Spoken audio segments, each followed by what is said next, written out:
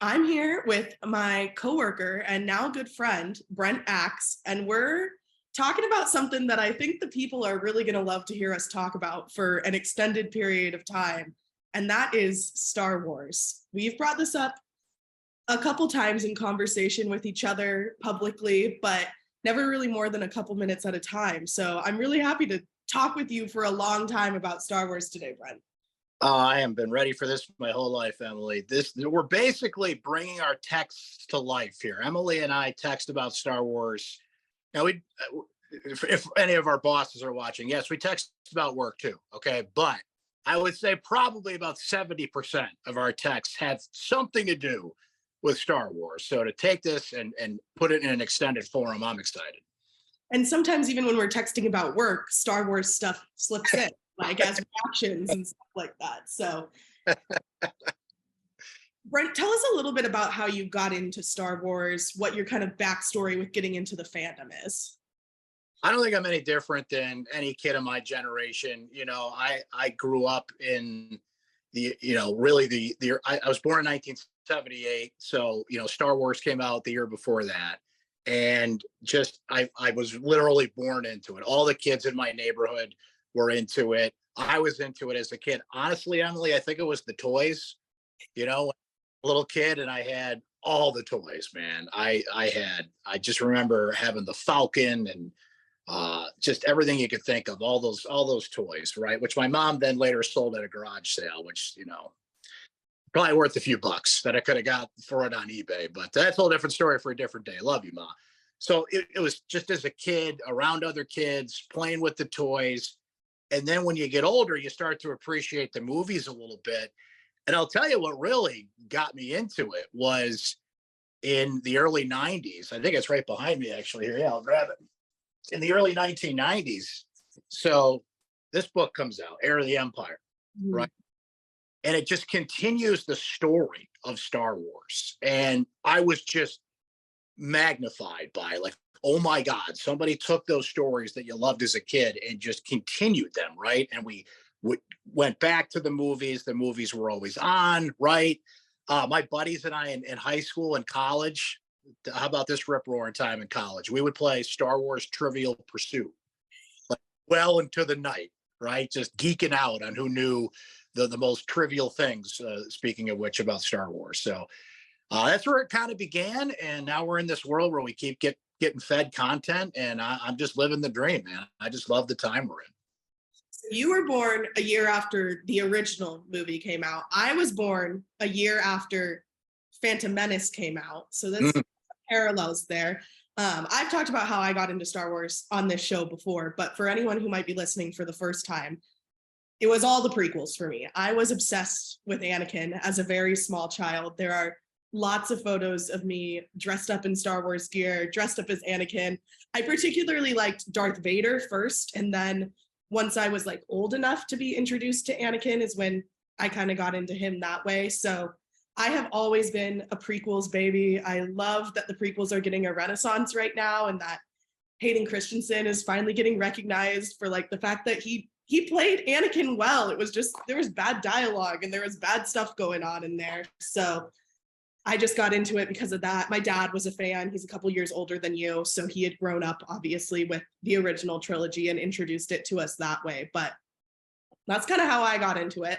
Before we get into the nitty gritty and we maybe get a little bit negative about some of the recent Star Wars stuff, let's talk about our top 5 favorite Star Wars moments. This was inspired by your May the 4th post when you did a top 10. I'm going to cut it to 5, but I'll let you go first. What are your top 5 Star Wars moments? All right, I'll rip through them here. And I thought it'd be fun to kind of challenge myself and do that little thread on Twitter on May the 4th, just to kind of like write it down, like all these great moments, like what are the ones that stand out? So you can check out the whole top 10 at Brent Axe Media, but I'm going to rip through the top 5 right now. Number 5, Luke versus Vader. First one, Empire Strikes Back. Luke leaves Yoda. He's not ready for it. Vader just kicks his ass, chops off his hand. And one of the most iconic moments in the history of film that, spoiler alert, Darth Vader is Luke's father. Just total game changer, incredible story. And just you have to watch it every time it's on, right? I own The Empire Strikes Back, but every time it's on, it's like, stop what you're doing. You got to watch Vader take on Luke. Number 4, I don't know what moment to pick, Emily, but I'm going to say just Andor. Yeah. Andor is the Star Wars show we've all been waiting for. It has changed the game. I don't know how they're going to make anything better than that. Hopefully Andor season 2 will be better than the original. If I had to pick something, it would probably be the great speech that was that became a shareable thing, you know, the everything speech. But I mean, the jailbreak scene, I can't swim, you know, Andy Serkis redeemed. I mean, incredible. Number 3, again, I'm just going to go broad here. I could definitely pick a moment from the movie if I have to, but Rogue One. And I know those two kind of go hand in hand. Rogue One is just the perfect Star Wars movie. It is the ultimate mix of the gritty feel of the originals, but using the technology available at the time. It was the first standalone movie. There was a lot of pressure on that movie, and it delivered. It is the perfect Star Wars movie from start to finish. Number 2 for me is when Luke Skywalker shows up in The Mandalorian. I mean, as much as we appreciated Luke in the originals, to see Luke kind of like that Vader moment in Rogue One, where he just destroys people, right? We had never really seen that in the original. It's kind of like what I was saying about Rogue One. It was the ultimate combination of the old school feel of Luke and just watching him shred through all of those. I'm forgetting the name of those things in The Mandalorian. Help me out, Emily. I can't remember off the top of my head, but those had been in previous comics. They had been in video games as well. Yeah, the specific trooper. I'm blanking as well, but I know what you're talking about. Dark Trooper. Yes. Just the chills when you see that X-Wing fly in and you know who it is. Like, I can't even describe you. Like, I jumped out of my chair when I saw that.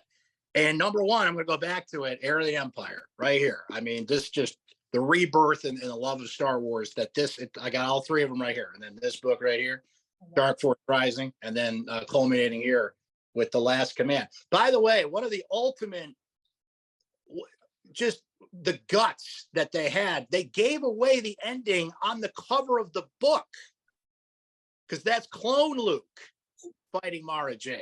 Like, man, right out there, right under your nose. Love it. So there's my 5. What's yours, Emily?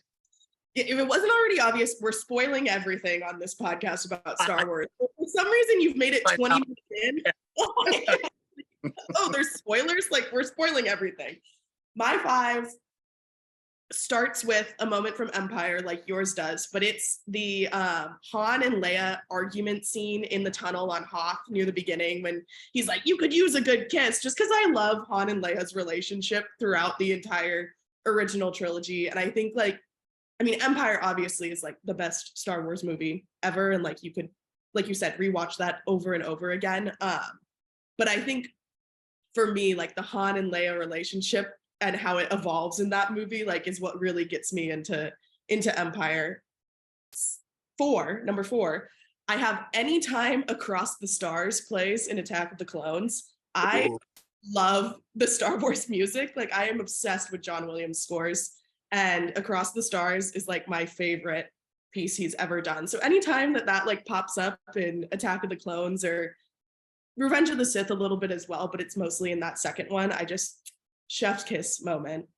Number 3, I was gonna say the season 2 finale of Mandalorian for number 3, when Luke shows up, because I like cried on my couch like hysterically when that happened. But I'm gonna swap it for another moment that you made me think of when you're talking about Rogue One, and that's when Vader shows up at the end, and they have the scene when he invades like Leia's ship. It's that scene. Oh, that's like the best thing Star Wars has maybe ever done. Like, even in the original trilogy. It really could be the best.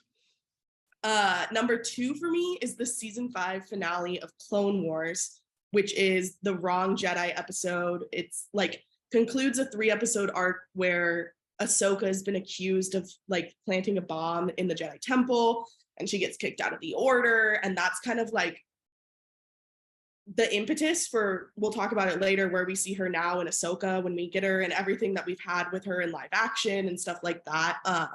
I just loved the final scene between her and Anakin there, and he's like begging her to stay in the order and rejoin and stuff. And she's like, no, like you guys kicked me out and I don't like that. So she decides to leave.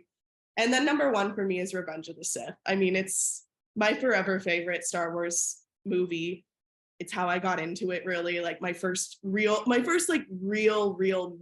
of like actually liking Star Wars, besides like just like the photos I've seen, is like remembering my parents going to see Revenge of the Sith in theaters and being upset that they wouldn't let me go. But I was 5, so that was fair of them. I don't think I would have responded well to seeing Anakin get his limbs chopped off at 5 years old. So I gotta say this, Emily. Revenge of the Sith has aged so well. The prequels take a lot of crap, as we know, but man, that Obi-Wan Anakin lightsaber duel, that didn't live up to the hype. It blew it out of the lava. Okay, to use a Mustafar reference. It was incredible. The movie has aged well because look, the first 2 were crap. I'm sorry, they were bad. It was George Lucas just using way too much in terms of just taking away the gritty feel of the originals. George had this new toy to make all the movies as he saw them, back in the 70s, had he had the technology, and it was too technical, if that makes any sense, right? But Revenge of the Sith, I got to give him credit. It has aged so well, and not that Anakin needed that full redemption, but I agree with you. Like when they kind of redeemed him and let Hayden Christensen play Vader again in the Obi-Wan series, it felt good. It felt like kind of tying up a loose end from the prequel times.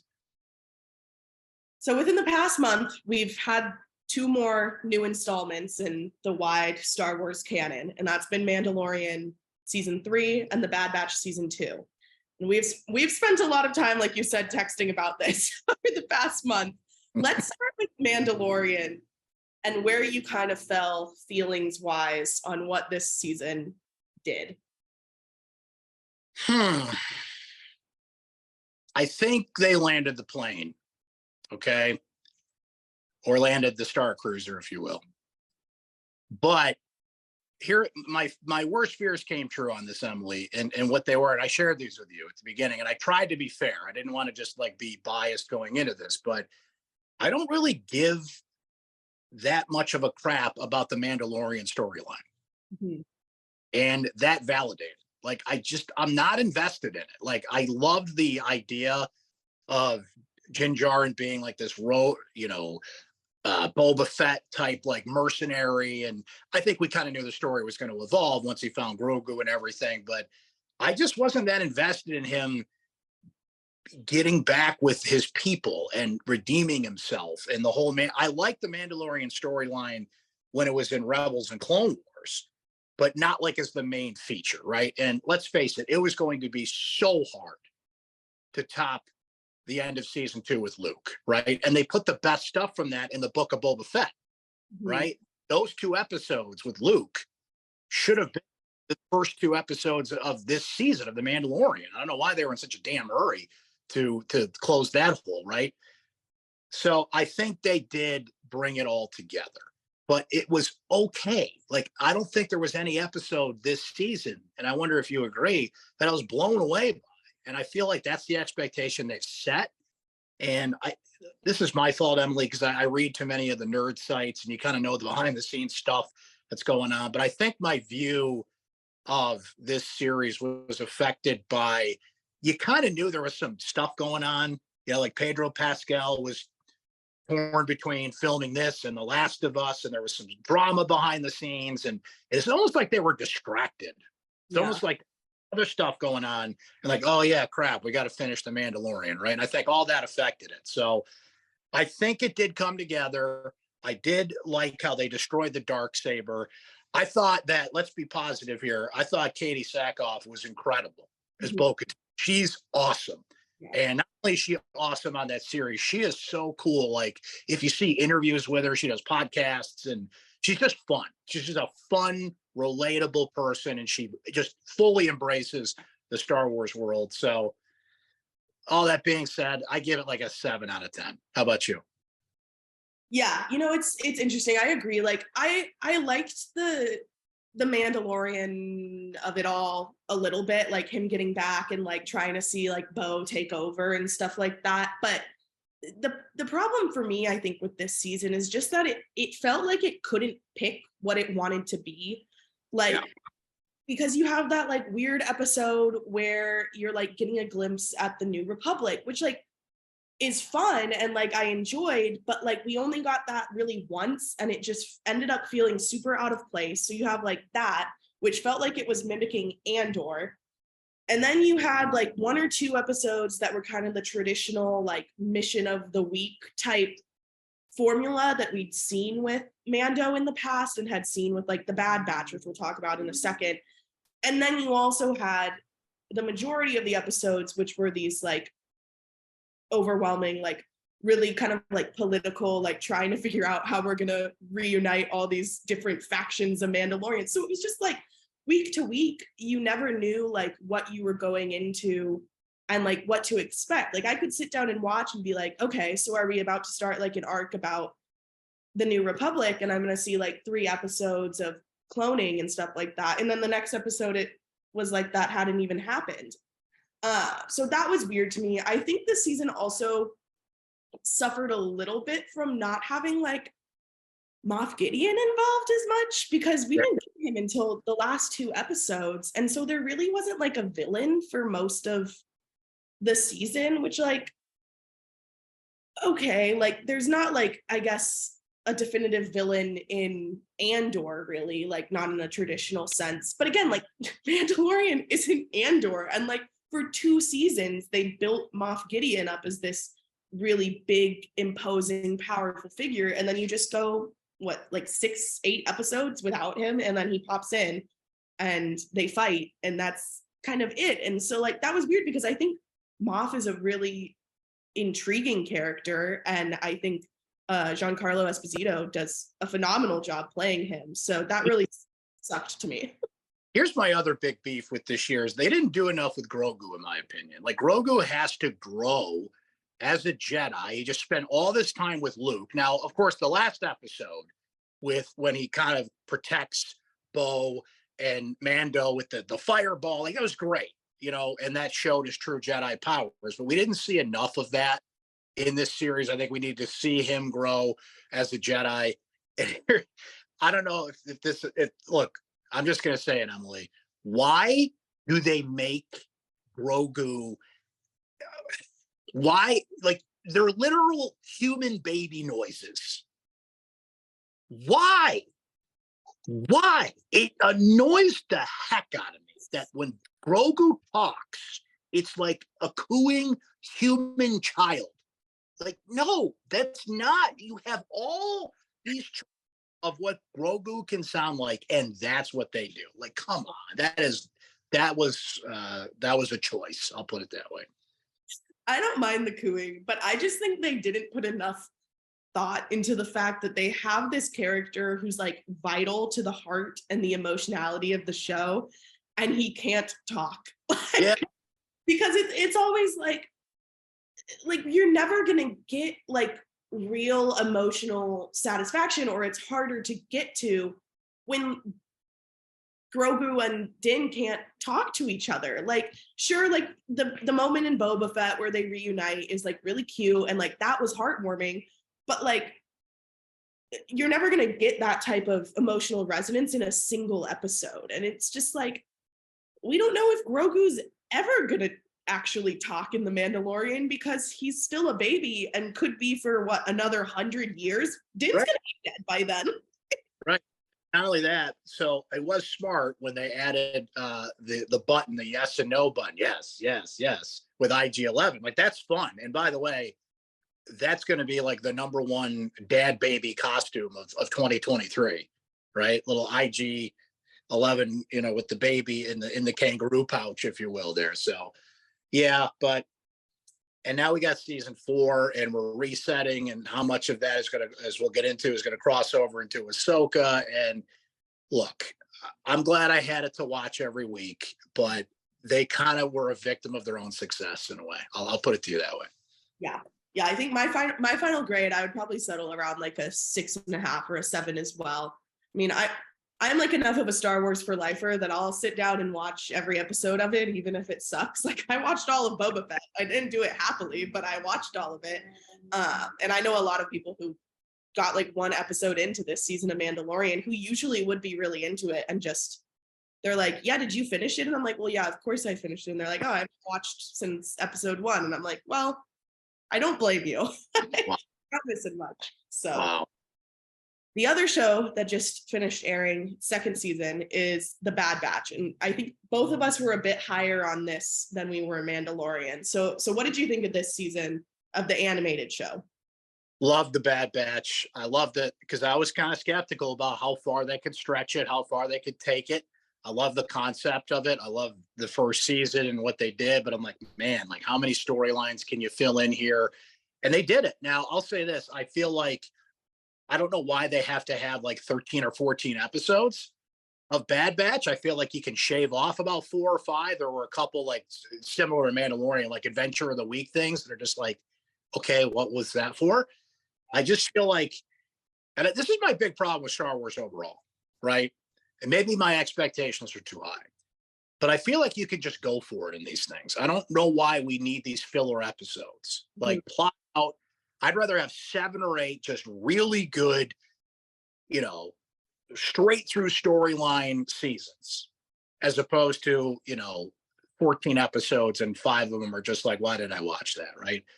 But what I loved about Bad Batch was the story of how the clones are being treated as old veterans, right? That hits home. Like that's a storyline that we can appreciate. I can appreciate. I'm very big about, big supporter of local charities, A Clear Path for Veterans being one of them that help out our veterans that serve this country. My father was a Marine, and that hits home with me. And I just think it's a smart way to look at it. It humanizes the clones, and I love that. I shared the meme with you, when Omega says all the names, Hunter and Rekka and Tech, Crosshair and Echo. I love that. I'm so amused by it. But the other thing is, and again, I keep coming back to it. They're starting to incorporate some of those things that are now canon, like Mount is a cloning facility, and some of the things they're slowly but surely kind of building back in. Again, spoiler alert, when they sacrifice Tech, because to me, he's the least likely guy you'd pick. Yeah. Am I about that? Like that's the last guy on my list that's going to sacrifice himself. But boom, they did it. And I love the direction they went with it. And I found myself enjoying probably more of the last 5 episodes of Bad Batch than I did Mando, to be honest with you. Yeah, they kind of did like, or were successful in the way that I wish Mandalorian had been, where yes, it was still a lot of that like week to week, here's like an insular plot, but it was constantly moving towards something big at the end of the season. And you could feel that, like it was clear what the storylines were. Like you were getting like the slow dissolution of like the actual like 5 of the Bad Batch themselves, like people leaving or getting hurt, and like you could tell things were going to go wrong with them.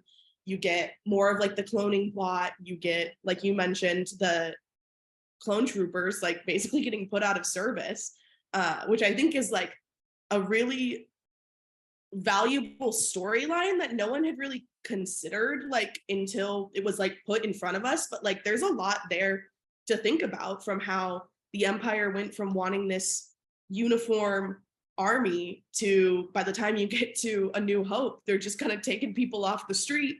And then even more so when you get to the sequel trilogy, they're like having to enlist people to come and like forcing people into service. And like just thinking about how that like proceeded is really interesting. So yeah, I liked The Bad Batch. I sometimes have like a little bit more time or harder time focusing in on the animated stuff, just because I think they can get like a little out there sometimes. And I do like, she's grown on me, but I hate Omega's accent. itches my brain in a weird way. And like, that's no disrespect to the voice actress who plays her, especially if that's her real accent and not an accent she's putting on for the character. But it's funny to me listening to her. But yeah, I mean, overall, I think it was a good season. I think I can't see it going more than 3 seasons. So I hope they don't try and stretch it past next season. I don't know if we've heard anything about like when that season will come out or if it's going to be a last season, but I think there should be an expiration date on it. And if they put that expiration date, they should be able to nail the landing. Dave Filoni's done a great job, Emily, of creating this mystery now of where Omega and where Grogu fit in the overall storyline, right? See the storyline they're in now. What happens to them? How do they incorporate them into this? It's, there's a lot of funny memes about what Ahsoka was doing during everything that was going on. It's like, hey, where you been? Like, there's like 10 battles you could have participated in. Where you been? So you kind of that question, and they're going to do that, of course, in the Ahsoka series. But I'm fascinated to see like how you answer that question, right? Who is Omega really? And of course, we learned at the end that she has a sister, and how they build that in, and just how they push that storyline forward. But that's trying to put this the right way. Like, as much as we kind of nitpick some of these things, like if you had told me 20 years ago, okay, let's say after I walked out of Revenge of the Sith thinking like this is it, all this stuff that's filling in every single crack you could think of in Star Wars, like I would be overjoyed. And I try to keep that in mind with all. So you mentioned the Ahsoka show. Let's go ahead and start kind of looking forward at what we have coming down the docket. And that's like going to be the next thing we get. There's a couple things that just dropped last week that are more like one-offs, like Star Wars Visions season 2 came out. I need to watch that. The new like really little kids show, Tales of the Jedi or whatever, just came out. I probably won't watch that, but I'm curious to see what the response to it is. But Ahsoka's set for August 2023, so this year. Really, like that's 4 months away now, which is exciting. It's supposed to be 8 episodes long, live action. It's set in the same timeline as The Mandalorian. What are we thinking? What are we expecting to see? Where's our head at, Brent? I am so excited about Ahsoka. I can't even tell you. That trailer was amazing. Okay, Bill Simmons talks about this a lot in his podcast, and I always laugh at this. When they say the name of the movie in the movie, I love that. So when Ahsoka said Thrawn is heir to the Empire, like I just jumped out of my chair and said, yes, right? So the Thrawn storyline. Dave Filoni said recently, I don't know if you saw this, Emily, like he was asked if Ahsoka's basically like continuing Rebels. And he basically admitted it is. Yeah. Right. We're looking for Ezra. Sabine's back. Ahsoka was so good in not The Mandalorian and the Book of Boba Fett. Rosario Dawson is just killing this character. I cannot wait, because I think what Filoni is going to do is he's going to incorporate as much as he can from not only Rebels, but the Heir to the Empire books, make them canon, incorporate it. The 2 characters they showed in the preview are kind of like Jorah Saboth and Mara Jade from the Heir to the Empire's book. They're different character names, but I think that's kind of what he's going for. So we're just kind of merging a lot of worlds together. And I feel like Ahsoka, I hope, Emily, it is going to be what we just talked about. It's going to be that series that just takes the gas pedal, puts it down, and doesn't let up. I feel like we're finally going to get it from that series. I don't know why, but I kind of feel like that's going to be the one.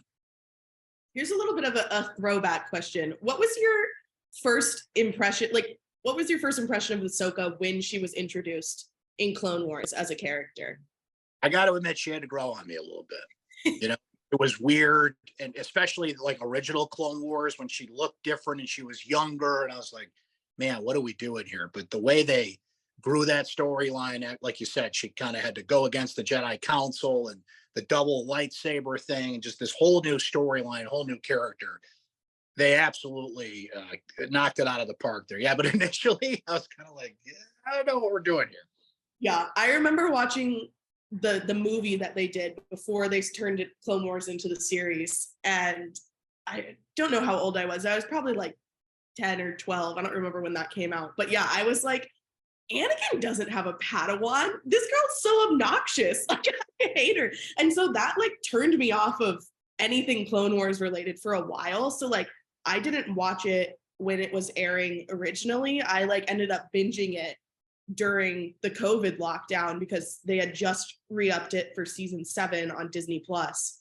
And so I had seen some stuff and they're like, oh, well, the end of season 7 is going to tie into Revenge of the Sith. And I was like, okay, well, I guess I have to watch it. And so then I binged all 7 seasons. And yeah, she definitely grows on you. I think where they have her now, like she's one of the best characters, the most well-rounded characters in the entire thing. And I think it helps that she wasn't in the movies, even if like now that we have the rest of like that story, like it might feel weird. But like I think if they had taken a character from one of the movies and then tried to like form her into what Ahsoka is, it wouldn't feel the same as just like having originated her as a character outside of that. So yeah, I'm really excited for Ahsoka. I loved Rebels. I know everyone was expecting that it was going to be a continuation of Rebels, so I'm glad that Filoni just confirmed that and like put it out there. I'm excited for a new big bad that's like actually a big bad with Thrawn, because we haven't really had one of those since I hesitate to even say since the sequel movies, because Snoke, they fumbled the bag with what Snoke could have been, in my opinion. So like we haven't had a big bad since the Emperor in the original 6 movies. So I just went and saw Return of the Jedi 40th anniversary.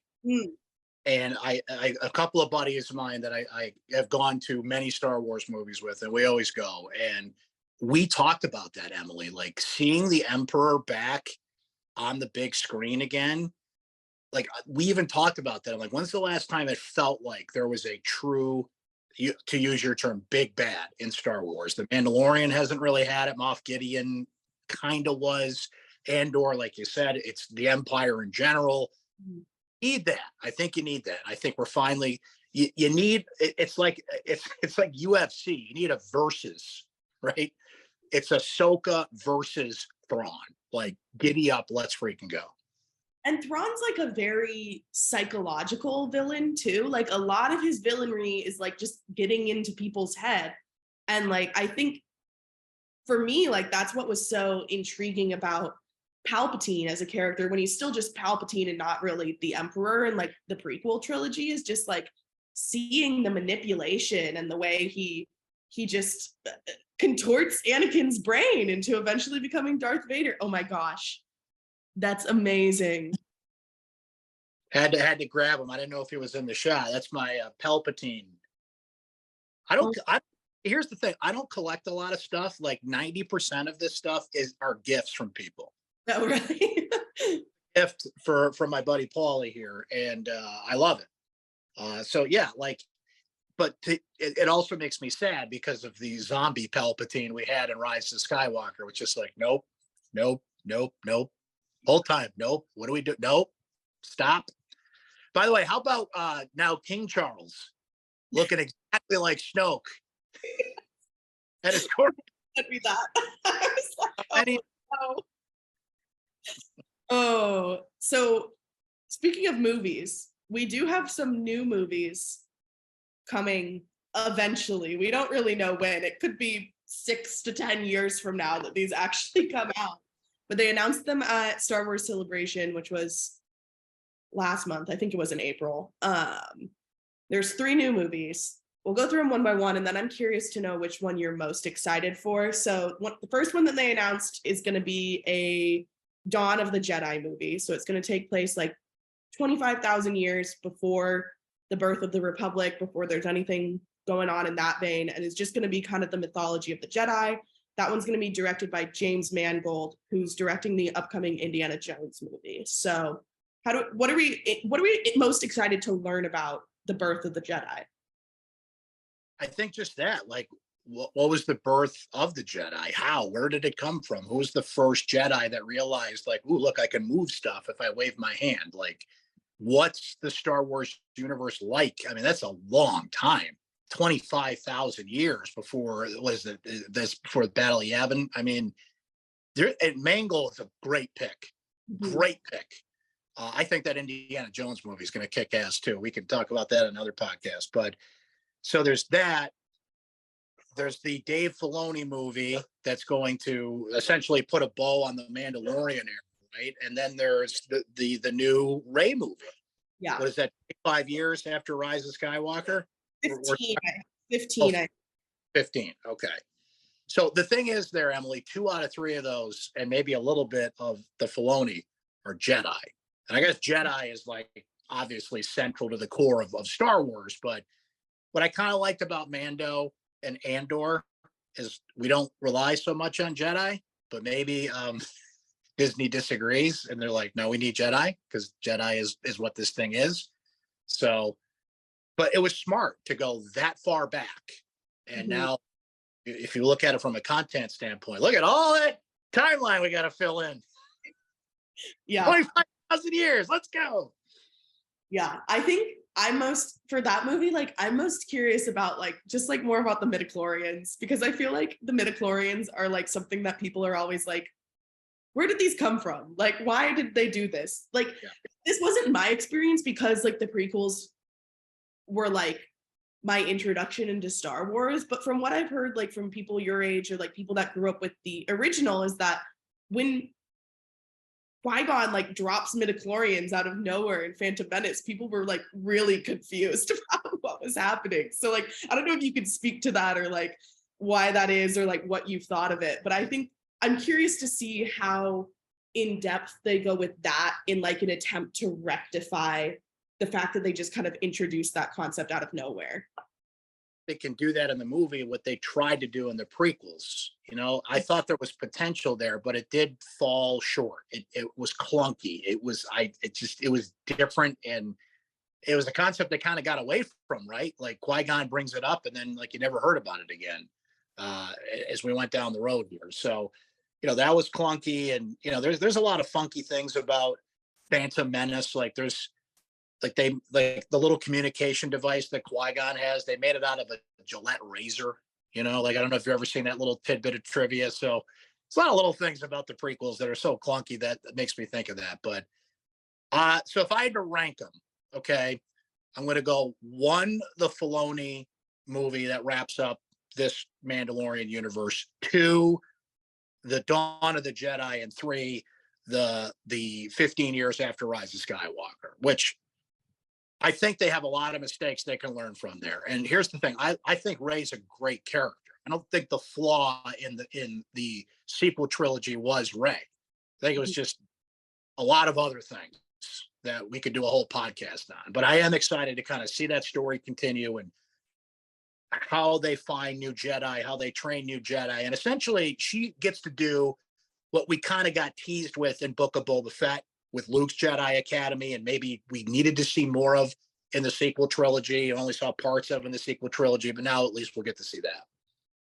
Yeah, I think Dawn of the Jedi is at the top for me, just because I feel like it's the safest because it doesn't have to wrap up or tie into other things. Like, I'm excited about the New Republic, the Filoni movie, but like wrapping up the Mandalorian, Book of Boba Fett, Ahsoka, and then I think Skeleton Crew as well is included in that. Like, there's a lot to do there. I think I might like feel better about it once we've seen Ahsoka and where that series ends, and kind of know where we stand on some of that stuff a bit more. But just feels like there's a lot to handle there, and like I'm confident in Dave Filoni. I mean, he's done an amazing job.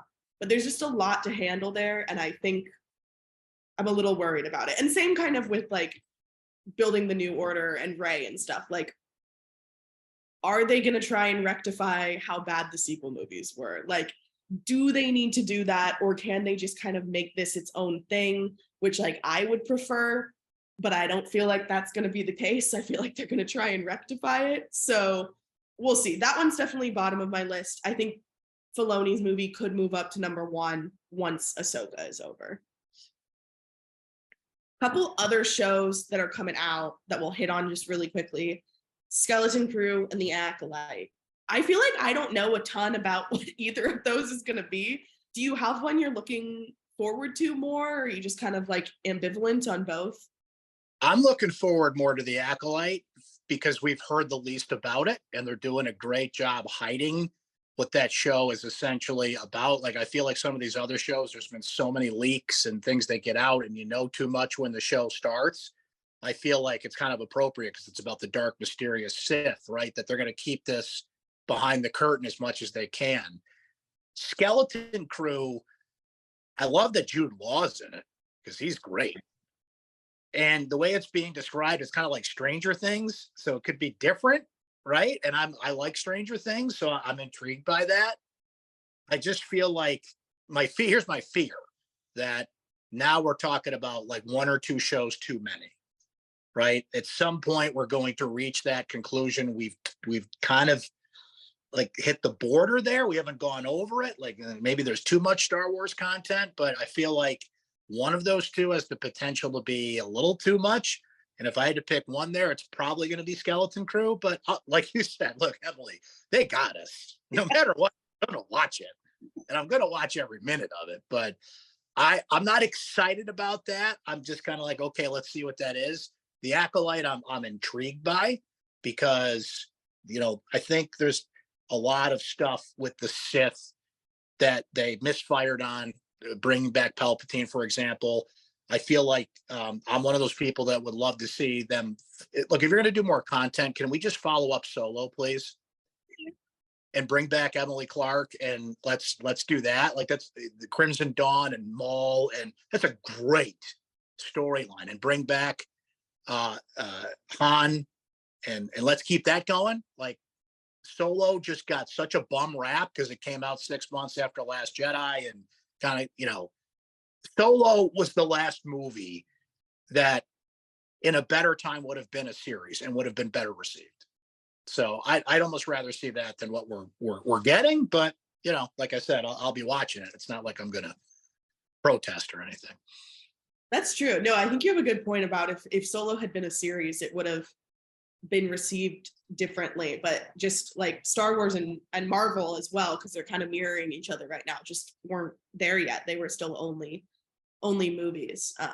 I'll never forget leaving the theater after seeing Solo, and I hadn't watched Clone Wars at that point. So I was like, how the hell did Darth Maul survive? What's going on?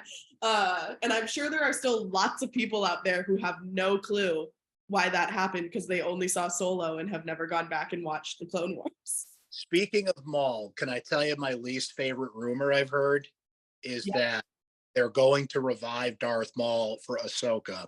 Again? But see, that's it. You can't do it again. You can't. Because if you follow the storylines, it's cloning, right? It's that that Thrawn will clone Maul and bring him back. And I'm just like, please don't do that. No, please. No, we can't. Maul cannot survive twice. As badass as a Jedi is, if Maul comes back, he better be a Force ghost. That's all I'm saying. Yeah, oh God, yeah, I really hope that's just a rumor. Because what would be the purpose? How would that move the story along? I just can't imagine. Please don't. So I think this is a good transition into kind of our wrap-up section here, which is like, where does Star Wars stand in 2023? Looking all the way back to the release of the original movie and the original trilogy to now, I mean, just like, do we feel like this is giving us the same experience as those moments when we each first saw these movies? Well, having gone back and watched Return of the Jedi in the theater again, and having that feeling, the first time I saw Return of the Jedi in the theater, you know, I was 7. So I can't really appreciate it, but I do remember the feeling of when the prequels came out and the excitement there and the movies that came afterwards. And there's just something that these shows do not do that does. Okay, not to be old school, like, you got to go to the movie theater, but just the experience of having to go to a theater and smelling the popcorn and being out with your friends and be the communal experience of being in a theater when these things happen. That's hard to replicate when it's just you chilling on your couch by yourself, watching the latest episode of The Mandalorian. So to answer your question, no. But I'm also going to go back to what I said a few minutes ago, Emily. Like, if you had told 12-year-old Brent Axe he was going to get this rate of Star Wars content on any screen, I'm going to choose to appreciate that. Not that every one of them is going to hit like that first moment we saw Grogu or Luke come back, or the feeling of elevation we got from Andor, or those moments that stick with you from Rebels. You're not always going to replicate that, but I sure love the fact that they keep trying and that they're filling in these storylines and that we're getting it visually. Like, I've read a lot of the books. I'm not a huge comic guy, but I do pick and choose some of the comics, and there is something about the visual representation of it. It's hard to replicate that original feeling. As much as, like, I've seen Return of the Jedi and Empire Strikes Back and the prequels and the original how many times on TV when it comes on TNT, right? But there's something about the magic of Star Wars, seeing it in the theater. So that's why I'm glad they're making more movies. So at the very least, you can get that feeling back. But man, let's just appreciate that every few months there's more content, and I just got to appreciate that. Yeah, I'm hoping that it starts to, like, lean back into more like quality over quantity, because I feel like in the past 3 years we've just kind of been inundated. And like you said, I'm going to be grateful for everything. I am massively grateful I got to see Ewan McGregor and Hayden Christensen on screen again. Like, even if that series was kind of underwhelming, outside of some of the flashbacks and like the battle scenes, but I just don't think they can keep up this pace and like quality of content. So like, if we can get through what they have currently slated, and then they slow it down and they just focus on like wrapping some of these things up, or getting like really into the minutia of like one period of time or something, like that could be good. So like right now I'm satisfied, but I feel like we're in like that yellow territory where like there's nothing that's like thrilling me too much about Star Wars, but there's nothing that's like overtly disappointing me either. Like, Mandalorian sure wasn't as good as the first 2 seasons, but there were still moments I enjoyed, and I still took like things out of it, and I felt like I learned more about the Star Wars world. Like, it wasn't like a show that just like gave me nothing and I just wasted 8 hours of my life watching it. So we're in the yellow. I think it's going to be okay. I think they'll be able to right the ship. I think it's just been a really weird past 3 years. Like, the same thing's going on in Marvel, and I think they're kind of finally righting the ship again too. But I'm on watch. I'm on watch right now. I think what you said makes a lot of sense, though, in that I'd be more willing. Like, I come from a generation where I had to wait every 3 years for a new Star Wars movie, but I think that you appreciate it more. I would rather you take your time, put some quality into it. As we said earlier, like, I don't need 14 episodes of The Bad Batch. If you give me 8 kick-ass episodes of Bad Batch, I'll appreciate that more, as opposed to, it's like, you ever go to like one of those Brazilian steakhouses? And if you go there and you're really hungry, like, the first couple of rounds are amazing, but the more they come back, you're like, man, bro, I don't need a 4th helping of chicken. I just don't. Right? It's just, you're just eating too much, and I feel like we're almost there. You said it. We're at right at that line of like, I'm getting a little too much Star Wars right now, because I want that meal to taste good every time, as opposed to just, you got to eat it because it's right in front of you. Yeah. Final question then, I guess, just what do you want? Like, if we're looking long term, let's say like next 20 years, what do you want out of Star Wars? Like, what type of stories do you want to be told? How do you want them told? I think what we're getting is what I would want, and that is, we're expanding the view. It's not just Jedi, it's all the corners of the universe. Andor did a spectacular job of showing us another view of this. There's just this vast literal galaxy out there of stories that they can take us to that I think would be interesting, right? And I feel like as much as we're talking about, there's almost too much content right now. They can still surprise us. So my hope, and we're talking long view here, like you got to play the hits, you got to go with some of the familiar themes. I totally get that. But the great thing about the Mandalorian was they put it in this timeline, tied it enough to Jedi, tied it enough to what we knew before. But so many new things came out of it. Just keep doing that, right? Like there's got to be some familiarity there, but tell me some new stories because there's just this vast world you can do it, and that's all I'm asking for, right? But I'm also old school, and I love it when Luke Skywalker shows up and things. So do that.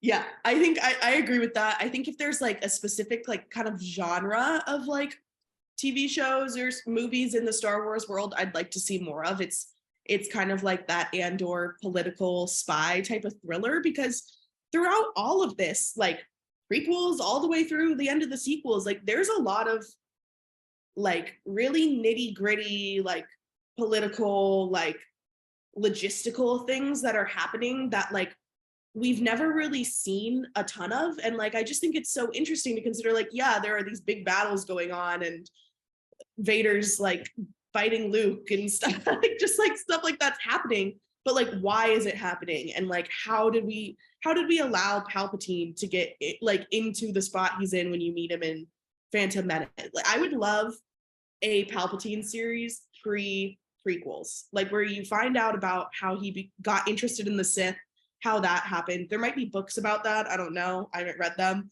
But I think just kind of that Andor, that almost Bad Batch this season a little bit, and then that like one glimpse we got in Mandalorian of just kind of those more like machinations of the empires and the republics and these rises and falls that we're kind of seeing insular storylines in. I think that could be really interesting. Well, and I think there's a couple more things. I get they didn't want to Book of Boba Fett to be Mandalorian, but Book of Boba Fett never left Tatooine, right? Like the fact that they made Boba Fett just sit on a throne and rule Tatooine just never made sense to me, right? So that's something they could have done. Here's something that I felt like I would have said 5 years ago, but now I caution against. And I love Vader. Vader is my favorite character ever.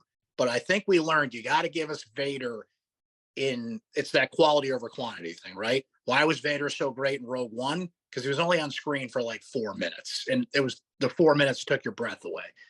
Obi-Wan was about Obi-Wan, but Emily, every time Vader's on the screen, it's important, right? Yeah. So here's what I don't want. I don't want a Vader series. Oh. There's a time that between New Hope and Empire and Jedi. And you have the comic books as a baseline for this. I've read those Vader comics. They're really good. But I think what I've discovered is you can't eat too much at that table. You can't have too much Vader. When Vader's on screen, it's got to matter. So I hope they don't go down that road. As popular as it probably would be, I think you got to do it in moments and spots. As like you said, they tried to do an Obi-Wan, maybe really didn't hit the way it should. I enjoyed Obi-Wan. I think it's the last show that was filmed pretty much entirely in the volume, and it didn't have to be. That's something that Andor showed us, right? Like get outside a little bit, go back on set, go back on location and make it like the movies. Obi-Wan, like from a technical standpoint, you could tell like, yeah, this a lot of this didn't match. Yeah, no, definitely. Well, we unpacked a lot there, Brent. We talked about a lot of stuff, and we could have gone for probably like 3 hours. We'll go more. We'll make this like a once a year thing or something like that. Would love, but absolutely. Back in. Perfect. Thanks. Good stuff. Like you said, we'll do this once in a while because we got so much content coming out, and this was better than like 14 texts between you and I. This is great. Yes. Hopefully the people will enjoy. We get tagged and stuff, which is like crazy because like that had never happened to me until here. And now like something will happen and it's like, oh, me and Brent were tagged by some random SU person.